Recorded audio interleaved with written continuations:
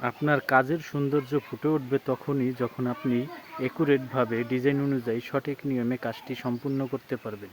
দেখুন আমরা ভীমের সাইড মারার পর কত সুন্দর সোজা সুতো লাগাইয়া আমরা কাজ করছি, এই কারণে কত সুন্দর স্ট্রেট হয়েছে ভীমের সাইডগুলো এবং ব্লক ছাড়াই দেখুন ভীমের লাইনগুলো কত সুন্দর সোজা।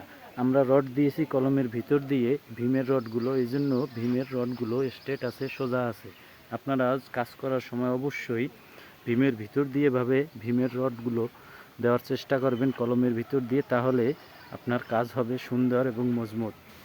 আর এই ভীম ঢালাই দেওয়ার পরে আমরা এই ভীমের উপরে ভিটি লেভেল আরও 15 ইঞ্চি গাঁথনি করব বাহির সাইডে, আর মাঝখানের ভীমগুলো ওই গাঁথনি লেভেল ভিটি লেভেল হয়ে যাবে। এভাবেই ডিজাইনে আছে। তো আশা করি আপনারা বুঝতে পারছেন। এভাবে যদি আপনারা কাজ করতে পারেন সঠিক নিয়মে, তাহলে আপনার কাজ হবে সুন্দর এবং মজবুত। তাই সবসময় একজন দক্ষ মিস্ত্রি দিয়ে কাজ করা